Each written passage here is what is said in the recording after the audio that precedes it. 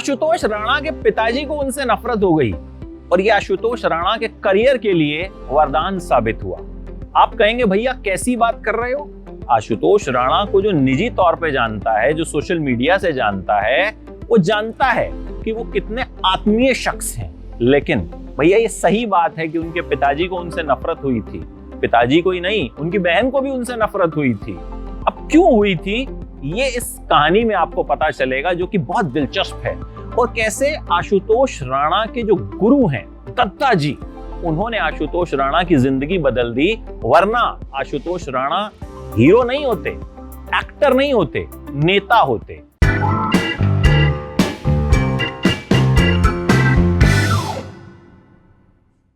मध्य प्रदेश के गाडरवाड़ा में पैदा हुए संपन्न परिवार में रुपए पैसे की कोई कमी नहीं। बचपन से सोचा था अभिनय करना। रावण का किरदार निभाया करते थे रामलीला, क्योंकि उनका पसंदीदा यही था और लगता था कि रावण ज्ञानी भी बहुत है।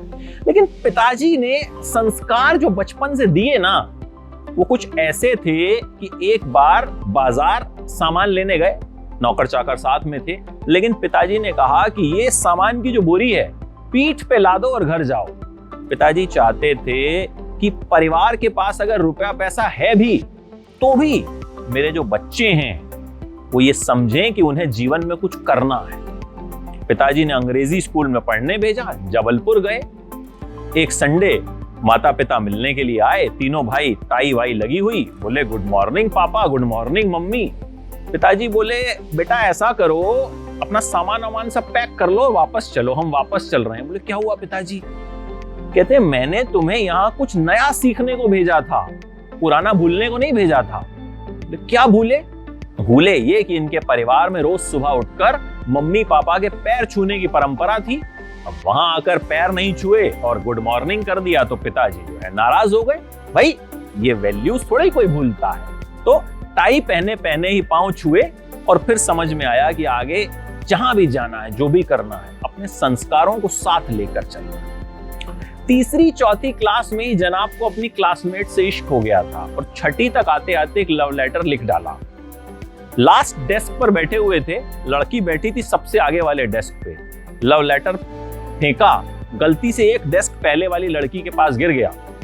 उसने टीचर को दिखा दिया, मैथ्स का टीचर, उस पर लिखा था डार्लिंग।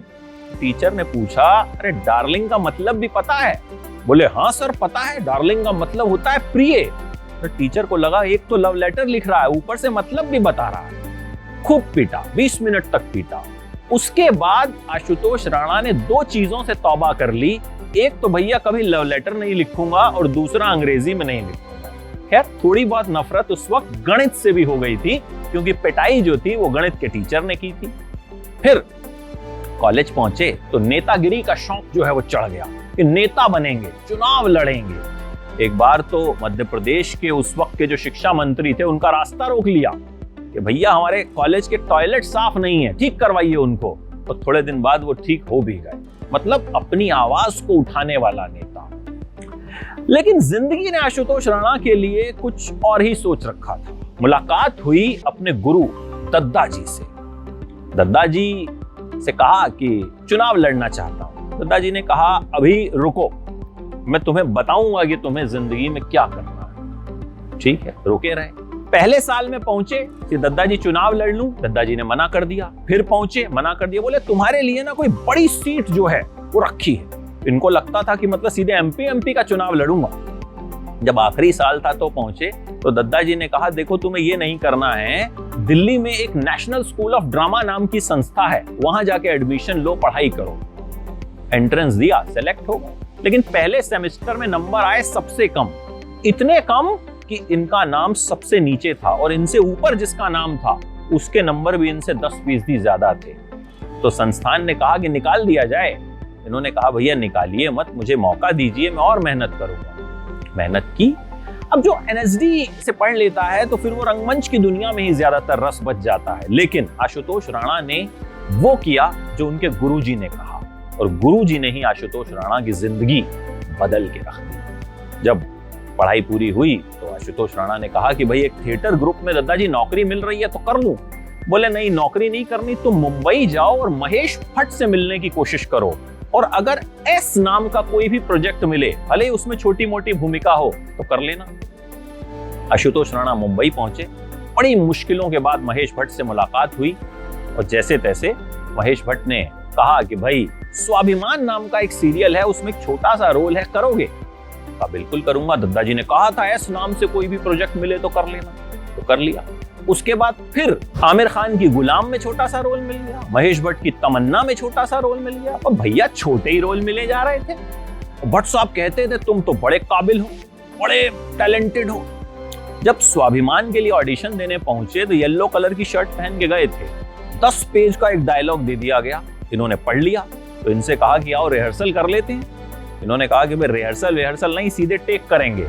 सीधे टेक किया, सबने जबरदस्त तालियां बजाई और भट्ट साहब यहीं से उनसे इंप्रेस हुए। लेकिन इंप्रेस तो थे, काम नहीं दे रहे थे। इतने में पूजा भट्ट ने आशुतोष राणा को देख लिया और कहा कि मैं दुश्मन फिल्म बना रही हूं, तुमको ही विलेन लूंगी।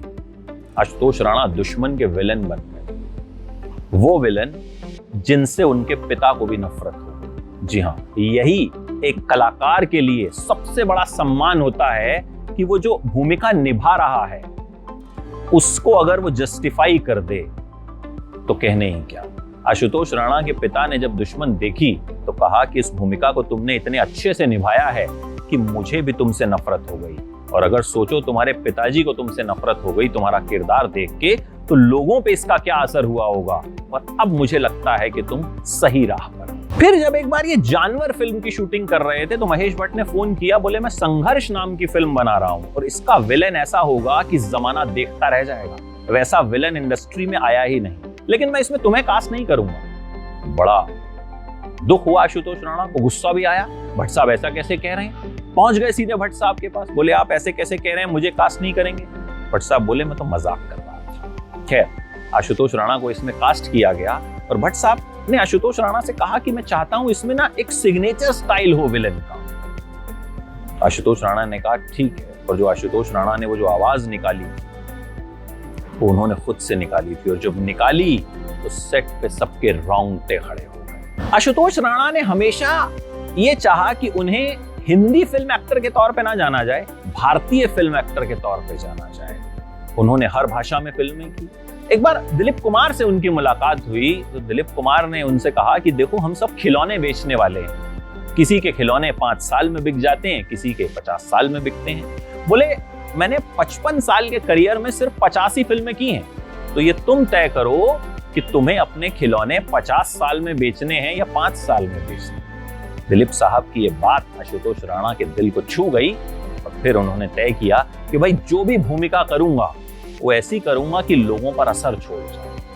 आज जिस भी फिल्म में आशुतोष राणा होते हैं ना, या जो किरदार आशुतोष राणा निभाते हैं, चाहे वो किसी भी प्लेटफॉर्म पे हो, वो प्रोजेक्ट भले कैसा हो, लेकिन आप आशुतोष राणा के किरदार से जरूर कनेक्ट कर जाते हैं। बहुत सी ऐसी फिल्में रही जो चली नहीं, लेकिन उन फिल्मों में आशुतोष राणा की खूब तारीफ। आशुतोष राणा सोशल मीडिया पे भी मौजूद रहते हैं और अपने चाहने वालों से बहुत ही आत्मीयता से जुड़े रहते हैं।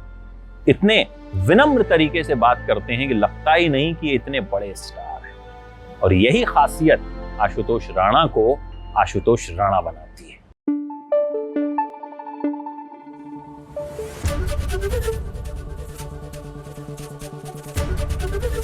एबीपी न्यूज आपको रखे आगे।